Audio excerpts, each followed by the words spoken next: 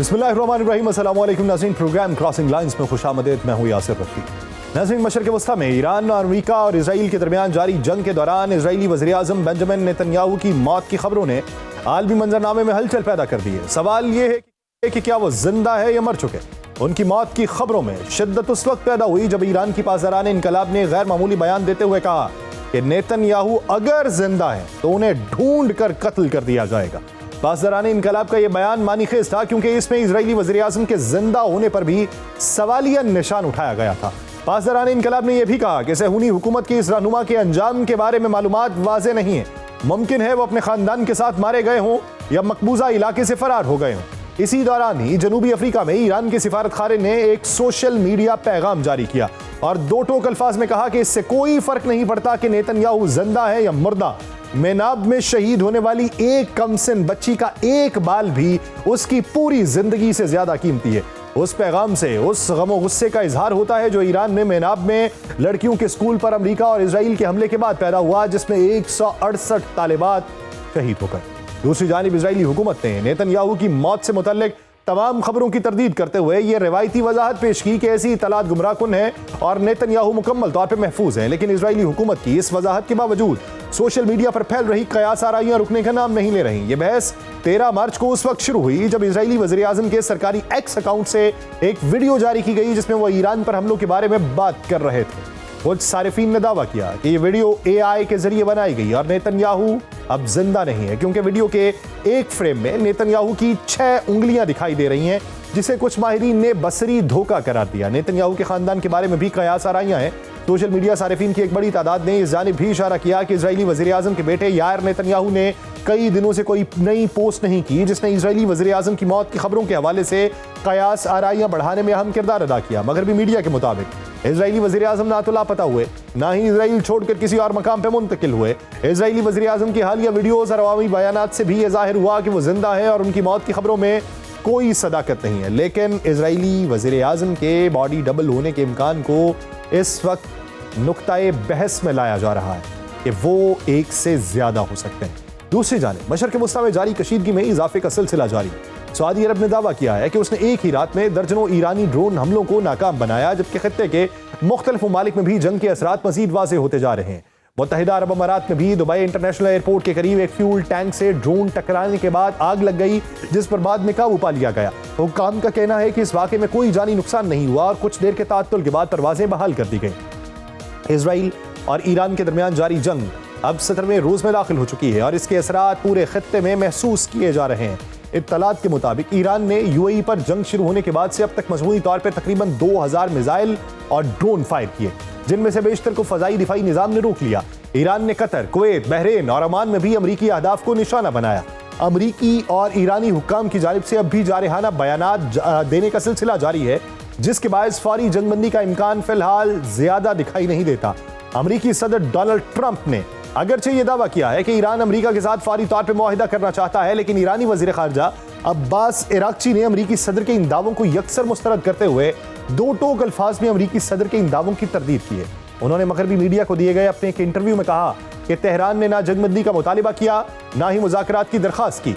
Iran के अंदर भी जंग के असरात गहरे होते जा रहे हैं। तेहरान में अमरीकी और इजरायली हमलों से ईरानी इंफ्रास्ट्रक्चर को शदीद नुकसान पहुंचा। शहरियों ने खदशा जाहिर किया कि अगर जंग जारी रही तो मुल्क को शदीद नुकसान होगा।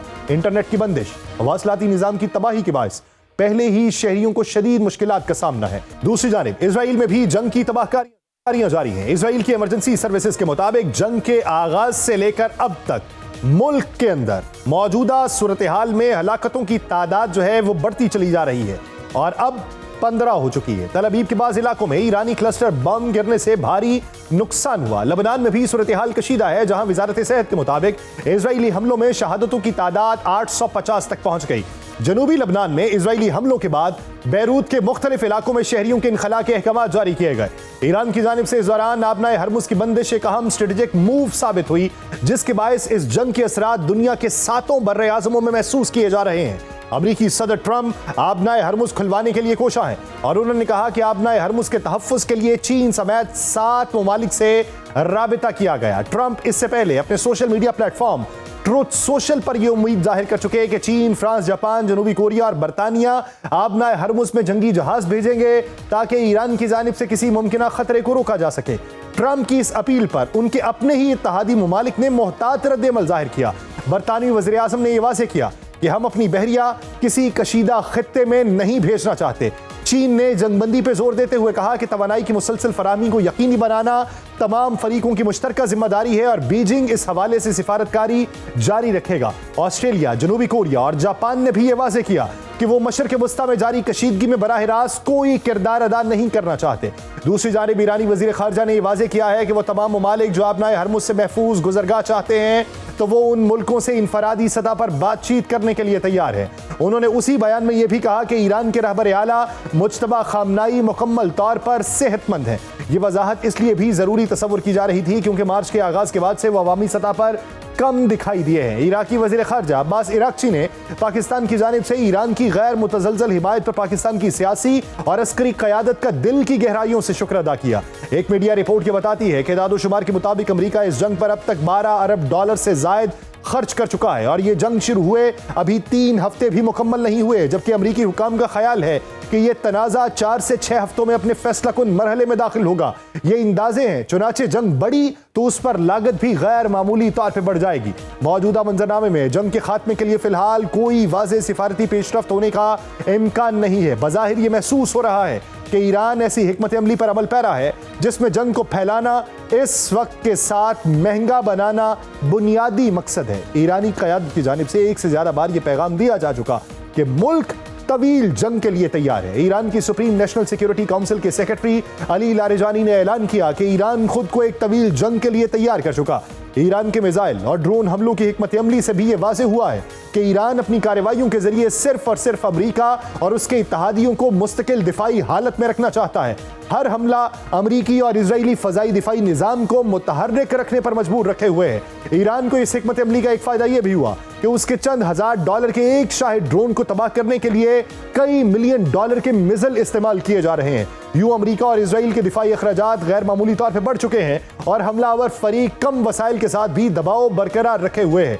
ईरान की इस हिकमत अमली का फायदा यह हुआ कि अमरीकी अफवाज जंग के पहले ही हफ्ते में बड़ी मिकदार में दरुस्त निशाना लगाने वाले हथियार और फजाई दिफाई मिसाइल इस्तेमाल कर चुकी थी, जिसने यह सवाल पैदा किया कि क्या अमरीका मैदान जंग में इस कदर बड़ी मिकदार में हथियारों की मुसलसल फराहमी मुमकिन बना सकेगा। दूसरी जानिब ईरानी हथियारों की बड़ी तादाद मकामी तौर पर तैयार हो रही है और उसके पास ड्रोन्स और मिसाइलों के इस कदर ज़खायर मौजूद हैं जो कम अज कम कई माह तक जंग जारी रखने के लिए काफ़ी हैं। ये इत्तलात भी हैं कि ईरान ने भी बाकायदा हिकमत अमली के तहत अपनी अस्करी सलाहियतों को मरहलावार इस्तेमाल करने की पॉलिसी अपनाई है। इसका मतलब यह है कि तमाम जदीद हथियार एक साथ मैदान में नहीं लाए जा रहे, बल्कि कुछ सलाहियतों को मुस्तकबिल के मराहिल के लिए महफूज रखा जा रहा है। ईरान को इस हिकमत अमली का दोहरा फायदा हुआ। एक तो अमरीका और इजराइल को तमाम तर दावों के बावजूद ईरान की हकीकी दिफाई सलाहियतों के बारे में मुकम्मल अंदाजा नहीं हो पा रहा, और दूसरा जंग का दौरानिया जूं बढ़ रहा है तो ईरान को बतदरीज अपनी नई दिफाई हिकमत अमलियों पर अमल करने का मौका मिल रहा है। यूं दिफाई हलकों में यह ख्याल जोर पकड़ता चला जा रहा है कि ईरान का असल मकसद दर हकीकत फारी फौजी कामयाबी हासिल करना नहीं, बल्कि एक ऐसा माहौल पैदा करना है जिसमें जंग का जारी रहना ही मुखालिफिन के लिए मसला बन जाए और वो अपना ये मकसद हासिल करने में कामयाब भी रहे। ईरान ने इस दौरान आबनाए हरमुज बंद करके दुनिया भर में तशवीश की लहर दौड़ा दी, क्योंकि दुनिया के तेल का बड़ा हिस्सा इसी रास्ते से गुजरता है और इसकी बंदिश के बायस दुनिया के तकरीबन तमाम ममालिक ही इस सूरत हाल से मुतासिर हो रहे हैं। हर जंग की एक कीमत होती है, ईरान भी ये कीमत चुका रहा है, जिसकी मईशत बैनुल-अक़वामी पाबंदियों के बायस पहले ही मुश्किलात का शिकार है और इन हालात में जंगी अखराजात में इजाफे, करेंसी के अदम इस्तेहकाम और तजारती सरगर्मियों में रुकावट के बायस मजीद दबाव पैदा हो सकता है। अगर जंग तवील हुई तो माशी मुश्किलात अंदरूनी बेचैनी को जन्म देगी। यही वजह है कि ईरानी क़यादत दिफाई कोशिशों को कौमी जिम्मेदारी के तौर पर पेश करते हुए अवामी हिमायत बरकरार रखने की कोशिश कर रही है। खत्ते के ममालिक भी इस जंग से मुतासिर हो रहे हैं, जो इन खदशात का बारहा इजहार कर चुके कि अगर ये तनाज़ा मजीद फैलेगा तो खत्ते की मईशत के अलावा सिक्योरिटी की सूरत हाल भी मुतासिर होगी। कुछ ममालिक ने सिफारती कोशिशों की बहाली पर जोर दिया। तवील जंग इलाकाई इत्तेहादों को भी मुतासिर कर रही है और बाज़ ममालिक को मजबूर कर रही है कि वो अपनी दिफाई पॉलिसीज पर नजरसानी करें। इस पूरे मंजरनामे में ये जंग अब साइबर महाज पर भी लड़ी जा रही है। अमरीकी और इजरायली हुकाम अक्सर अपनी अस्करी ताकत की नुमाइश करते हैं, लेकिन उन्होंने अपनी साइबर ताकत का कभी खुल के इजहार नहीं किया। कुछ रिपोर्ट्स के मुताबिक इजरायली साइबर ऑपरेटर्स ने तेहरान में सीसीटीवी और ट्रैफिक कैमरों तक रसाई हासिल करके निगरानी का एक वसी नेटवर्क कायम किया था और आयतुल्लाह अली खामनाई समेत आला ईरानी क़यादत को निशाना बनाने के लिए उस हिकमत ने अहम किरदार अदा किया। अमरीकी हुकाम ने भी ऐसे इशारे दिए कि साइबर और स्पेस कमांड के एहलकार इस जंग के इब्तदाई मराहिल में मुतहर्रिक थे और उन्होंने ईरान की देखने, राब्ता करने और रद्द-ए-अमल देने की सलाहियत को नाकाम बनाने की कोशिश की। उन बयानात से ये वाज़ेह होता है कि साइबर ऑपरेशंस को अब रिवायती फौजी कार्रवाइयों के साथ मरबूत करके इस्तेमाल किया जा रहा है। दिलचस्प पहलू यह है कि ईरान हालिया जंग में साइबर महाज पे ज्यादा मुतहर्रिक नहीं है, हालांकि माजी में उसे एक काबिल जिक्र साइबर ताकत समझा जाता रहा, जिसने हाल ही में एक नुमाया अमरीकी मेडिकल टेक्नोलॉजी कंपनी पर साइबर हमला किया, जिसने यह जाहिर किया कि साइबर हमले अब जदीद जंगों का लाजमी हिस्सा है। एक और रिपोर्ट यह बताती है कि साइबर महाज पे ईरान की मौजूदा खामोशी आर्जी हो सकती है और मुमकिन है कि उसके साइबर हमले अभी मंजरे आम पर ना आए हो। यह सवाल बहरहाल अपनी जगह बरकरार है कि क्या ईरान की तवील जंग जारी रखने की हिकमत अमली वाकई अमरीका और इसराइल को थका सकती है, या फिर अस्करी और माशी बरतरी हासिल करने का जुनून बिलाखिर फैसला कुन साबित होगा। इसी मंजरनामे पे मजीद बात करेंगे, लेकिन एक शॉर्ट ब्रेक के बाद कहीं नहीं जाइएगा। Stay with us. ब्रेक के बाद खुशामदीद। नाज़रीन, इब्तदाई में जिन शकूक व शुबहात के ऊपर, जिन शवाहिद के ऊपर बात हुई है, उसी पे बात को आगे बढ़ाएंगे। हमारे साथ मौजूद हैं साबिक मुस्तकिल मंदूब अक़वाम मुत्तहिदा मुनीर अकरम साहब।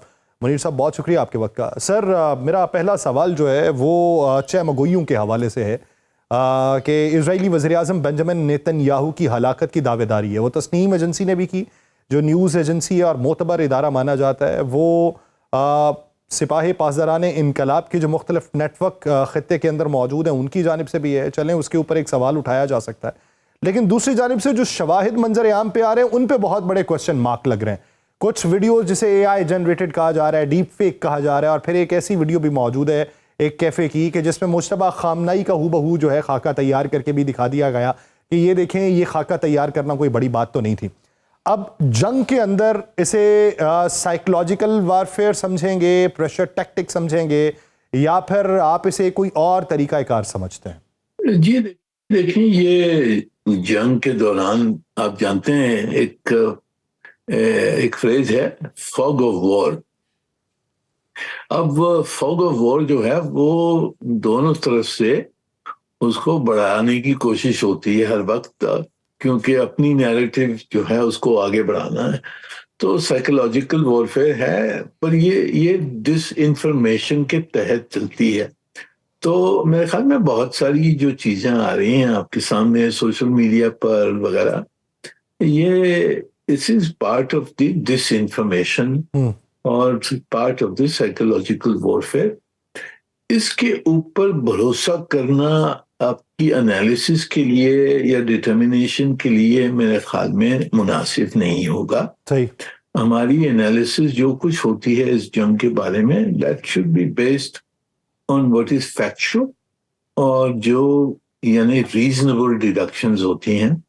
ये इस किस्म की जो वीडियो शीडियो चलती हैं उसके ऊपर एतबार करना मुश्किल है जब तक कि पूरी तरह से वैलिडेट ना हो। अच्छा सर, एक चीज़ बताइए कि वही डोनाल्ड ट्रंप जो अभी माजी करीब में नेटो को बोझ कहता रहा है, वही डोनाल्ड ट्रंप जो जर्मनी के बारे में बात कर रहा था, वही डोनाल्ड ट्रंप जो चाइना को तहजीब का मुखालिफ और दुश्मन करार दे रहा था, अब वही डोनाल्ड ट्रंप खड़ा होकर ये कह रहा है कि हमारे साथ जंग में शामिल हो, हमारे बहरी जहाज़ों के साथ अपने जहाज़ शामिल करो, और आप ना हरमुज को खुलवाते हैं। मुस्बत जवाब अभी तक कहीं से नहीं आया। क्या हम ये समझ लें कि अमेरिका ने इस जंग में कूदने के बाद इसके नतायज शिकस्त के तौर पे देख लिए हैं और इसी वजह से अब मदद के लिए पुकारा जा रहा है?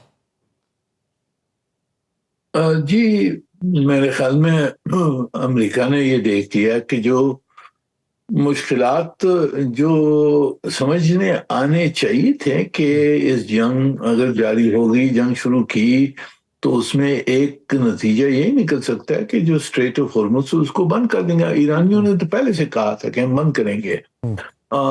तो ये इसको उन्होंने मिसकैलकुलेट किया है।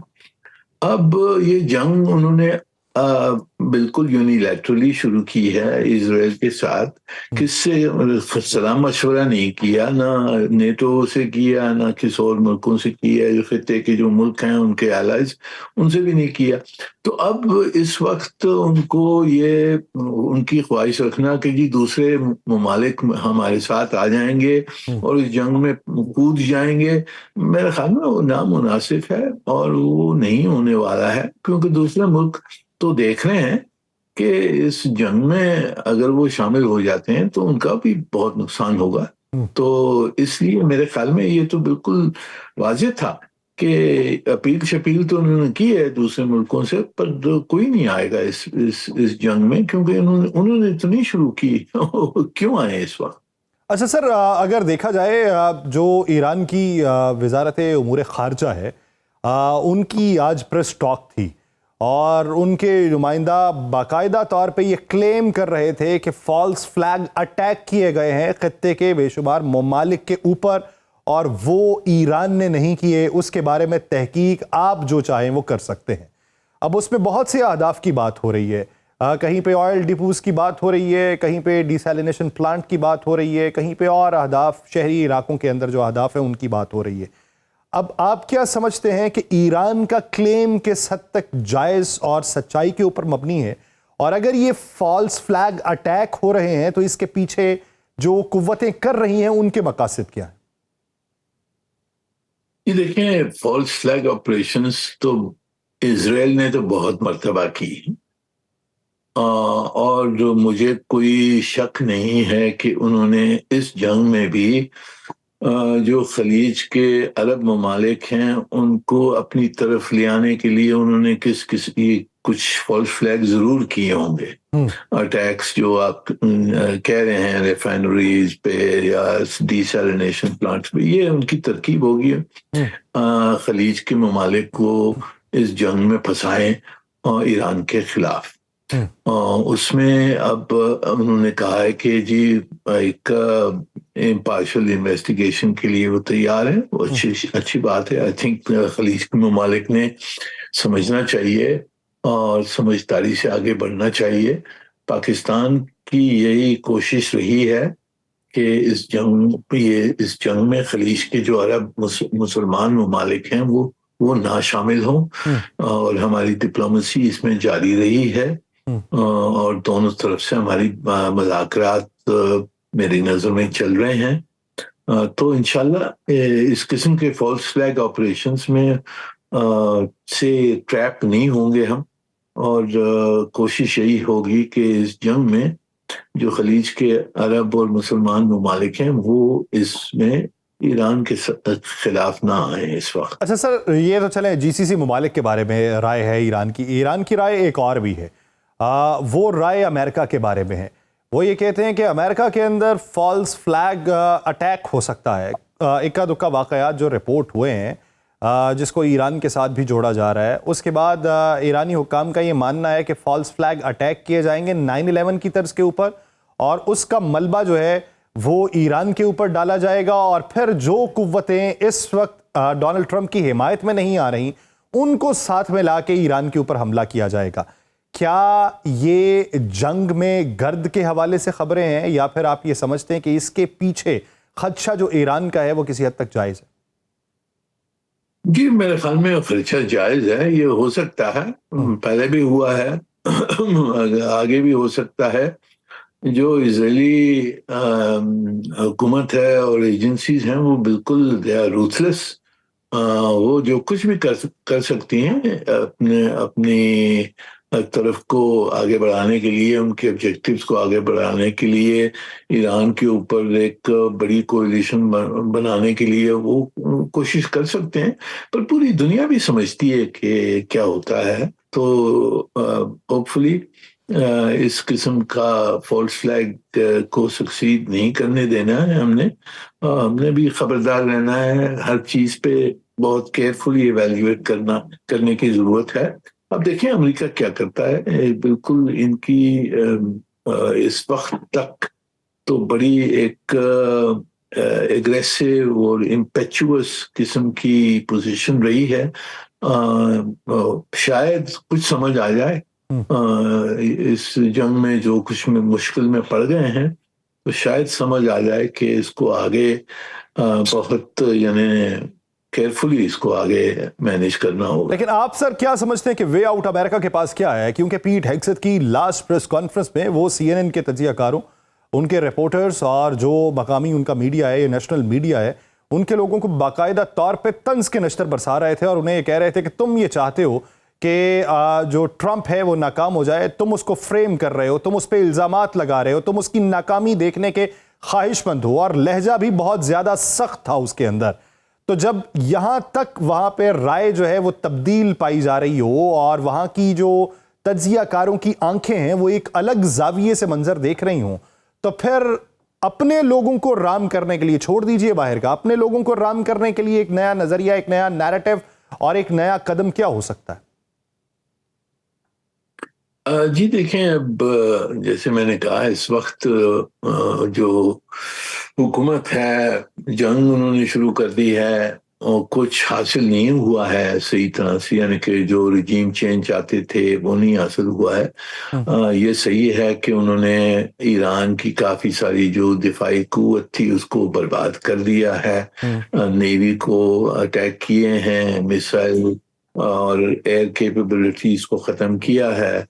पर जो टेंजिबल ऑब्जेक्टिव्स थी, रजीम चेंज या न्यूक्लियर प्रोग्राम पे कब्जा करेंगे या बिल्कुल मिसाइल कैपेबिलिटी को खत्म करेंगे, वो अभी तक खत्म नहीं हुई हैं। अभी तक वो ईरानी मिसाइल वगैरह फेंक रहे हैं।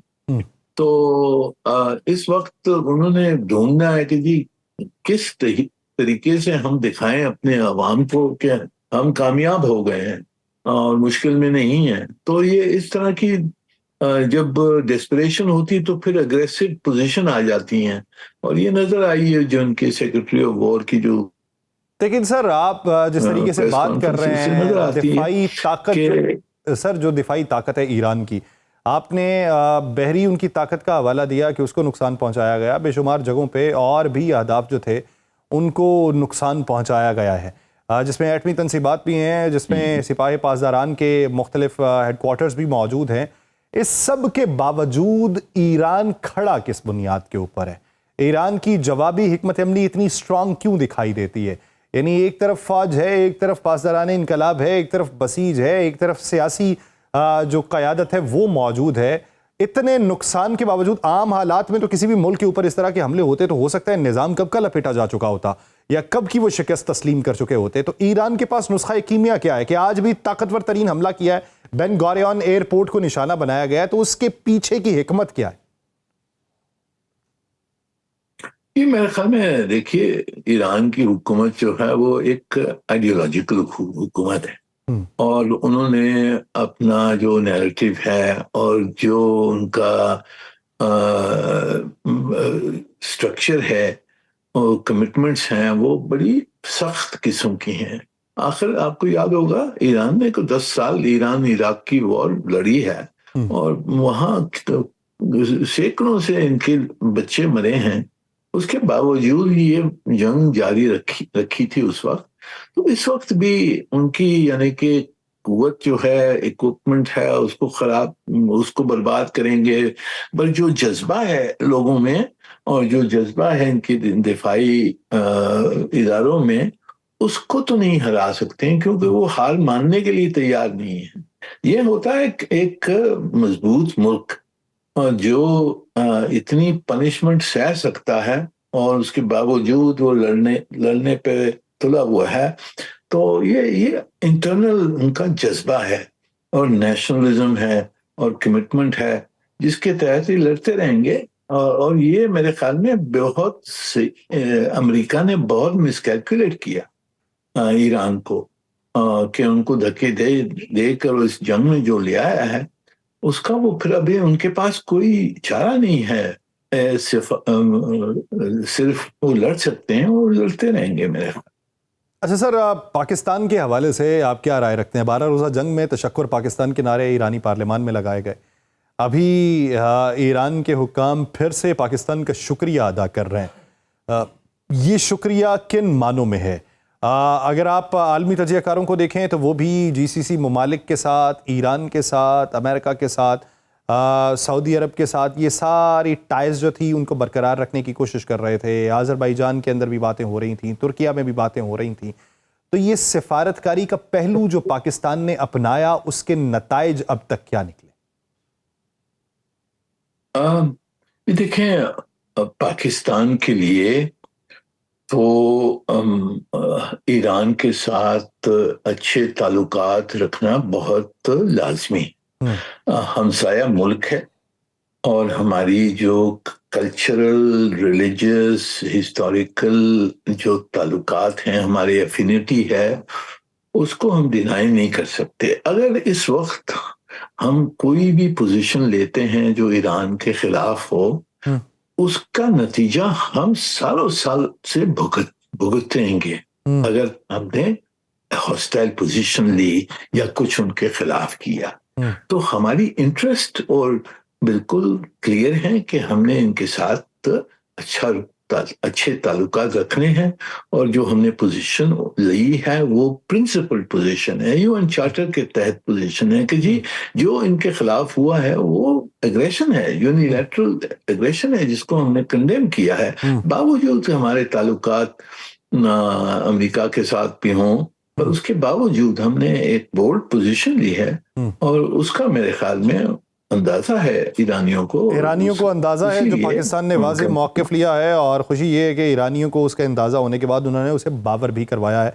और ये जो उसूली मौक़िफ़ लिया, और ये उसूली मौक़िफ़ अक़वाम मुत्तहिदा की करारदादों के मुताबिक भी है, कतई नज़र इससे कि हमारे ताल्लुकात किससे क्या है। बहुत शुक्रिया मुनीर अकरम साहब इस हवाले से अपना वक्त देने के लिए। नाज़रीन, इसी मंजरनामे में मज़ीद बात करेंगे मुख्तलिफ पहलुओं पर, लेकिन एक शॉर्ट ब्रेक के बाद कहीं नहीं जाएगा उसके। वेलकम बैक नाज़रीन। इसी मंजरनामे पर, जिस मंजरनामे में मुनीर अकरम साहब से बात हुई, जो मुख्तलिफ डायमेंशंस हैं, वो चाहे बेंजामिन नेतन्याहू के हवाले से हों, चाहे ईरान की इस्तकामत के हवाले से हों, चाहे अमेरिका की परेशानी के हवाले से हों, या बेंजामिन नेतन्याहू की ज़ात के हवाले से हों, इसी मंजरनामे में बात करेंगे। हमें ज्वाइन किया है defence analyst brigadier retired Masood Khan साहब हमारे साथ मौजूद हैं, और defence analyst commodore retired doctor Syed Wajihul Hasan साहब मौजूद हैं। मैं आप दोनों हज़रात का बेहद मशकूर हूँ। ब्रिगेडियर साहब, सबसे पहले आपकी तरफ आता हूँ। इजरायली वज़ीर-ए-आज़म बेंजामिन नेतन्याहू के मारे जाने की खबर है। अब आप ये देखिए कि मुख्तलिफ वीडियोज़ मंजर-ए-आम पे आती हैं, बहुत सौ के ऊपर शकूक व शुबहात का ऐलान किया जाता है। फिर वो एक कैफ़े की वीडियो मंजर-ए-आम पे आई जिसमें वो कॉफ़ी पी रहे हैं। अब उसके बारे में इतलात ये थी कि 7 दिन हो गए ये तो खोला नहीं, अब पता नहीं बेंजामिन नेतन्याहू के लिए स्पेशल कॉफ़ी पीने के लिए खोला गया और एक वीडियो बनाने के लिए खोला गया। आप क्या समझते हैं कि ज़िमन में आने वाली इत्तलात किस हद तक मुस्तनद हैं? देखिए, मेरे ख्याल में जिस तरह की एक बड़ी मिस्टीरियस सिचुएशन डेवलप हो चुकी है, और जिस तरीके से अभी और हर जो अभी जो लास्ट कॉफी शॉप वाली है, लोगों ने उसके भी पोस्टमार्टम किया है और उस पर भी बहुत सारे क्वेश्चन रेज कर दिए हैं। और उस पर बहुत सारे इवन वेस्टर्न जो मैंने देखे हैं, वी लॉग्स है, लोगों के बातचीत रिटर्न से वो आर्टिकल्स देखे हैं, उसमें उनका मानना है कि ये सारे डीप फेक है, नेतन्याहू नहीं है। क्या नेतन्याहू का कहीं छुप के बैठ गए हैं फॉर द टाइम बीइंग, या इस तरह, या वो एलिमिनेट हो चुके हैं? और इसलिए भी लोगों के शक में मजबूत हो रहा है, क्योंकि जो नेशनल सिक्योरिटी की कल मीटिंग हुई तो उसको प्राइम मिनिस्टर हेड करते हैं, तो that was headed by defence minister. उस पर लोगों ने सवाल बड़े उठाए हैं। और अगर सही मानों में अगर जिंदा होते तो इंटरनेशनल, अगर प्रेसिडेंट ट्रंप भी कहीं पे हिंट देते, वहां से भी कोई बात नहीं आई। मेरा ख्याल में इस तरह कोई है कि बहुत मिस्टीरियस सिचुएशन है। मेजॉरिटी लोगों का जो मैंने देखा है, सुना पड़ा है, कि वो मानना है कि ही इज नो मोर, वो तो जा चुके हैं। और अगर ऐसा होता है तो मेरे ख्याल में बहुत बड़ी कामयाबी होगी इस दुनिया के लिए, इस दुनिया के अमन के लिए। दुनिया में जिस तरह उन्होंने जेनोसाइड किया, मुसलमानों को जिस तरह कत्ल-ए-आम किया, चाहे वो गजा है, वेस्ट बैंक है, या जंगें उसने मुसल्लत की है, चाहे आप लेबनान की बात करें, सीरिया की बात करें, ईरान की बात कर दें, और जो हालात वाक़ियात थे, मेरा ख्याल में it will be A sigh of relief.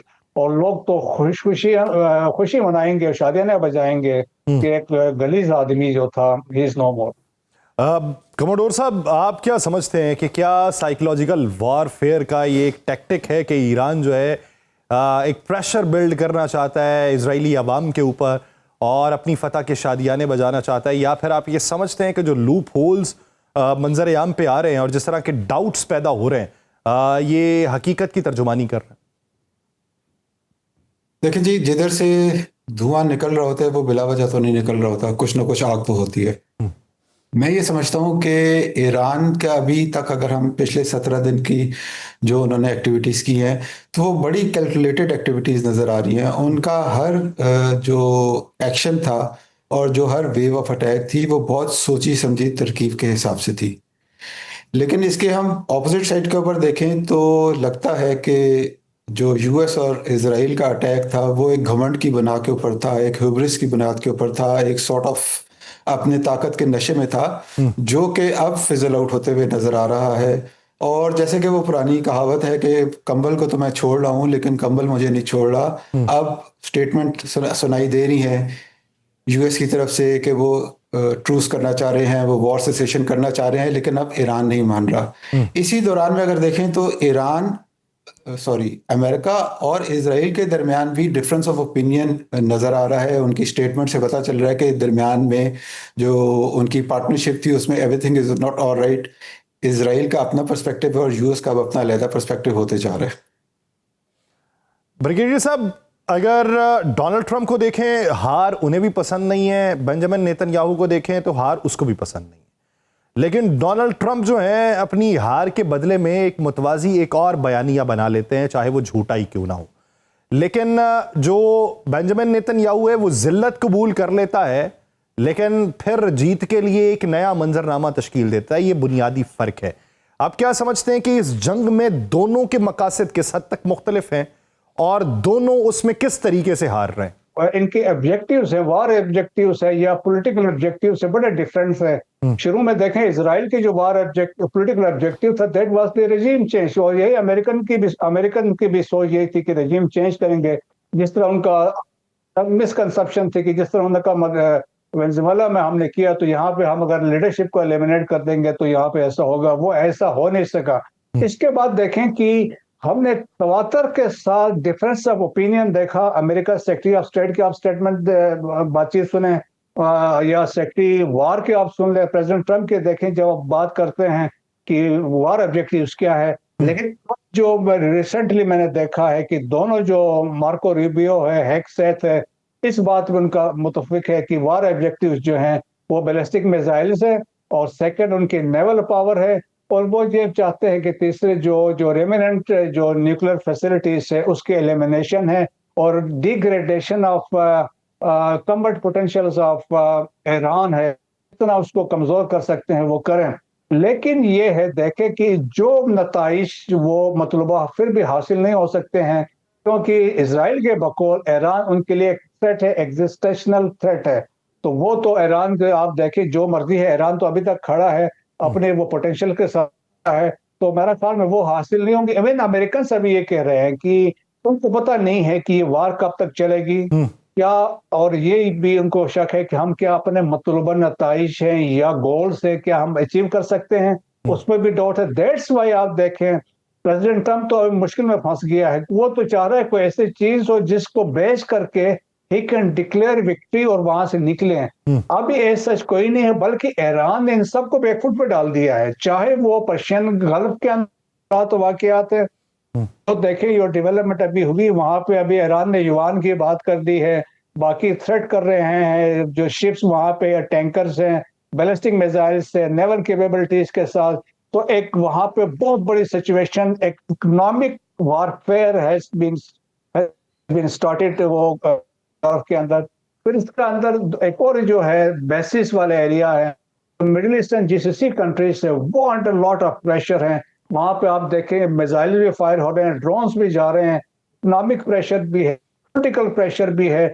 इस तरह के सब यूएई के अंदर रिसेंटली आपने देखे होंगे जो स्ट्राइक्स हुए हैं, फुजीरा में हुए, खलीफा में हुए, जबल में हुए हैं। वो जो ग्लीमिंग सिटी कंसेप्ट था दैट हैज गॉन डाउन, और सिटीज वहां पे कहते थे ना वहां पे जो करेंसी जो कहते हैं ना पॉलिटिकल जो currency was not the wealth, the confidence that has been shattered.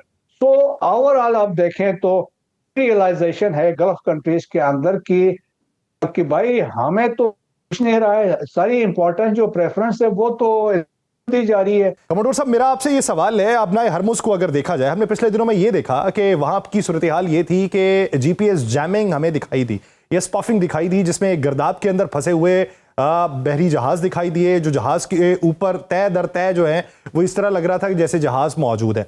अब एक तरफ से थॉट तो ये है कि शायद ये ईरान ने किया, एक तरफ से थॉट ये है कि शायद ये अमेरिका ने किया, और अमेरिका ने जीपीएस को जैम करके कोई मतलूबा टारगेट जो था वो वहां से निकालने की कोशिश की। फिर उन दिनों में हमें यह भी मालूम है कि एक बरतानवी जहाज को हिट किया गया ईरान की जानिब से।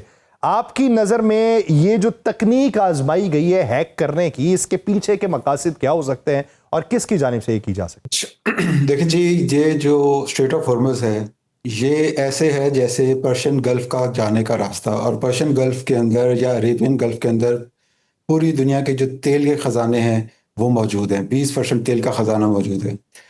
अब स्ट्रेट ऑफ हॉर्मुज़ जो है उसके साथ ईरान की तकरीबन 800 किलोमीटर लंबी कोस्ट लाइन है जो कि पर्शियन गल्फ या अरेबियन गल्फ के साथ जाती है।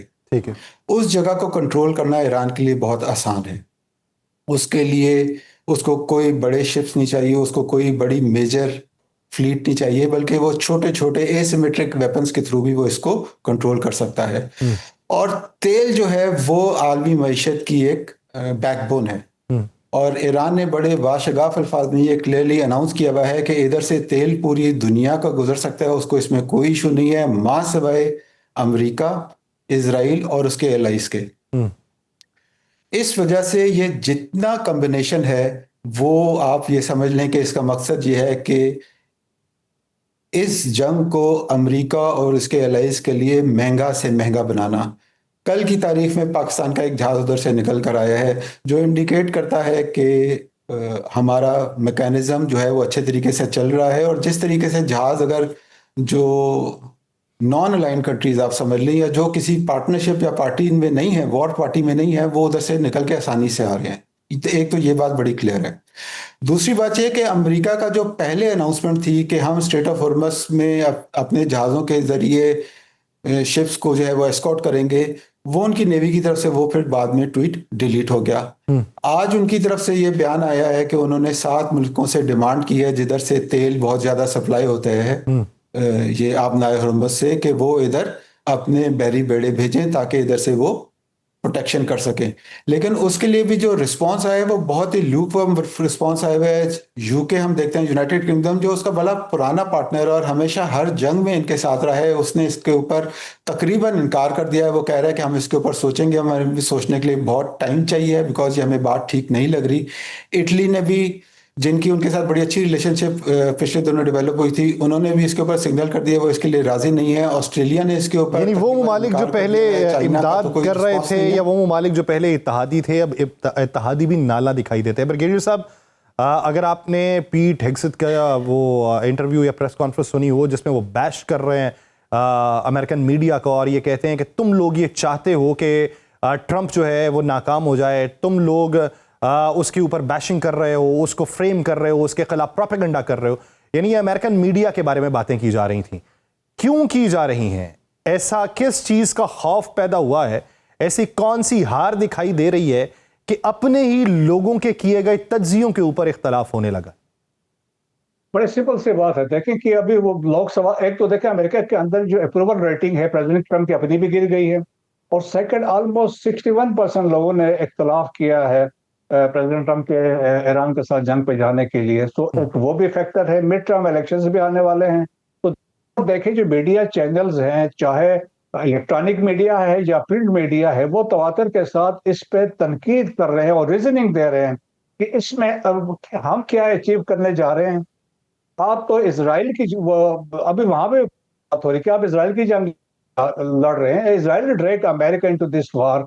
और आपने देखा मार्को रूबियो से जब सवाल हुआ कि आपने जंग में, जब आपकी बातचीत चल रही थी तो आप लोग जंग में क्यों गए, तो उन्होंने ये कहा कि हमें इत्तला मिली थी कि इसराइल ने स्ट्राइक्स करने हैं, तो देयरफॉर हमने डिसाइड किया कि to protect our bases in Gulf के अंदर हमने इनके साथ ज्वाइन किया। मतलब आप देखें, एक्सक्यूज देख ले। तो देयरफॉर चाहे CNN है या CNBC वाले हैं या प्रिंट में आप देखें वॉल स्ट्रीट जर्नल लिख रहा है या वाशिंगटन पोस्ट है, द न्यूयॉर्क टाइम्स है, वो खुल के तनकीद कर रहे हैं और वो लॉजिकली तनकीद कर रहे हैं कि क्या कुछ हुआ। फिर ऊपर से ये भी बात हो रही है, देखिए इनिशियल जब प्लानिंग की गई थी तो उसमें आपने सुना होगा कि चेयरमैन जॉइंट चीफ वो he was not favouring America इस जंग में कूदे। और फिर उस पर आपने देखा कवर स्टोरी पे कोशिश की जनरल डैन कैन के बारे में कि उन्होंने ऐसी बात नहीं की है, लेकिन उस तरह बातचीत हुई थी। और फिर अभी देखा हमने प्रेसिडेंट ट्रम्प ने क्या कहा, एडवाइजर ने हमें मुझे ऐसा कहा, तो उसने अपने दामाद की बात की, सेक्रेटरी ऑफ स्टेट की बात की, सेक्रेटरी ऑफ वार की बात की, स्टीव विटकॉफ की बात की। तो अभी आप देखें कि एक ऐसे कंफ्यूजन में अभी ये है।